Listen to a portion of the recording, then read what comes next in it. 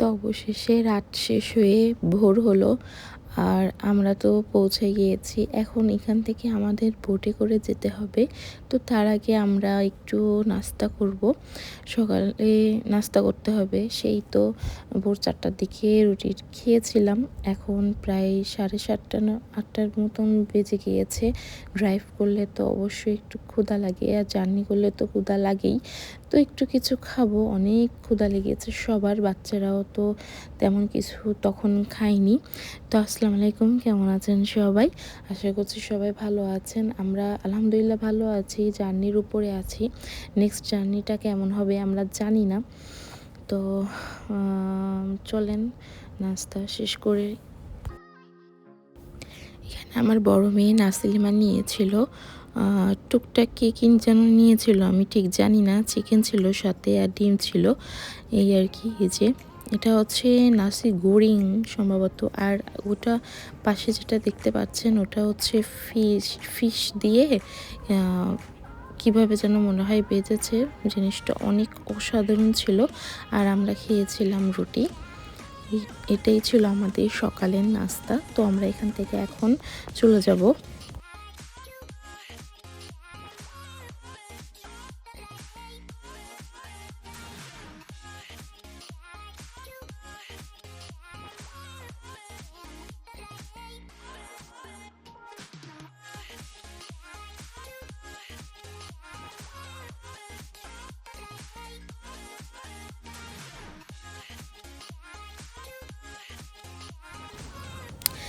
আচ্ছা, আমরা এখন গাড়িতে কেন, তাই না? আমাদের তো বোটে করে যাওয়ার কথা সমুদ্রতে। এই হোটেলে যাব আমরা বোটে করে। তো আমাদের ১ ঘন্টা ওয়েট করতে হবে বোটের জন্য।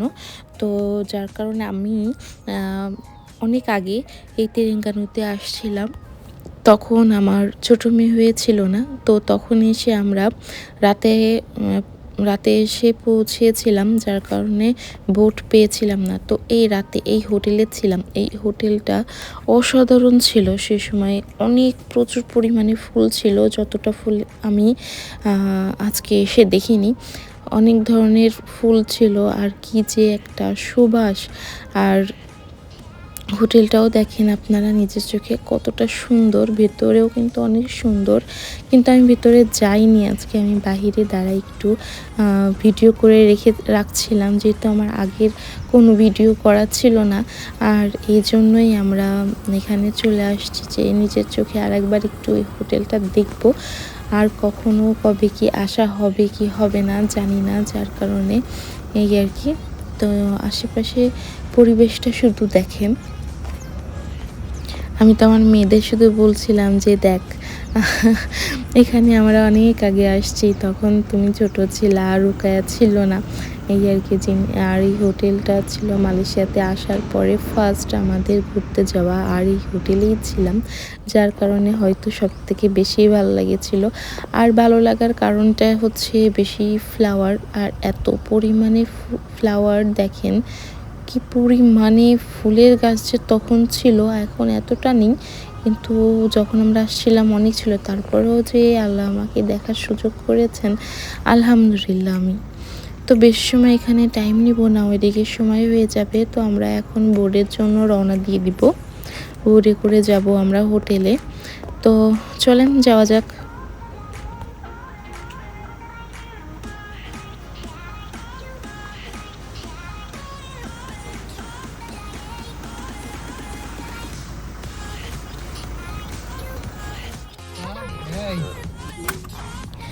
তো আমরা এখান থেকে বোটে চলে যাব। আমি যেহেতু পরে ভয়েস ওভার দিচ্ছিলাম, আমাদের বোট জার্নিটা এতটাই ভয়ঙ্কর ছিল, কি বলবো। বোটে উঠেই তো এত রোদ, কিন্তু যখন বোটটা রওনা দেয় কি পরিমাণে যে বৃষ্টি, আর সমুদ্রের অবস্থা এতটাই খারাপ ছিল যে আমরা একদিন থেকেই আবার ব্যাক করে দিচ্ছিলাম।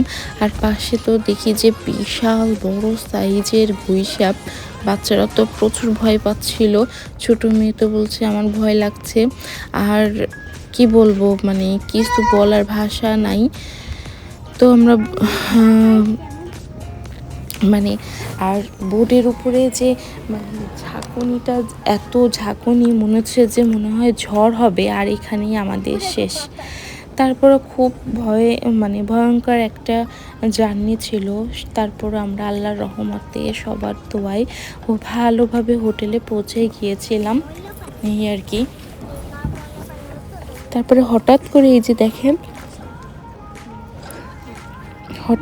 এই দেখেন সেই গুই সাপটা। হঠাৎ করে আমার বড় মেয়ে বলছে, মাম্মা দেখো কত বড় সাপ।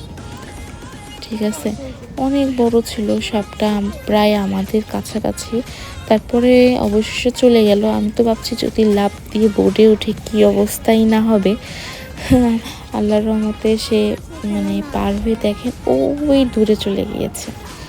আপনারা দেখতে পাচ্ছেন কি না আমি জানি না। দেখেন, তো আমরা এখান থেকেই সমুদ্রের পথে রওনা দিব। আমি বেশি একটা ভিডিও করতে পারিনি, জাস্ট অল্প একটু ক্লিপ নিতে পেরেছি, যেহেতু আমার বাচ্চারা ছিল, ওরা খুব ভয় পাচ্ছিল, বৃষ্টি হচ্ছিল, সমুদ্রের অবস্থা খুব বেশি একটা ভালো ছিল না, যার কারণে আমি কোনো ক্লিপ নিতেই পারিনি ধরতে গেলে। তো আমি খুব ভালোভাবেই আল্লাহর রহমতে আমার ফ্যামিলি নিয়ে হোটেল পর্যন্ত পৌঁছিয়েছি।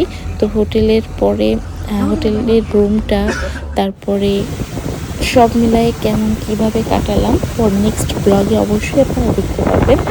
তো সবাই ভালো থাকেন, সুস্থ থাকেন, আমাদের জন্য দোয়া করেন। আল্লাহ হাফিজ, আসসালামু আলাইকুম।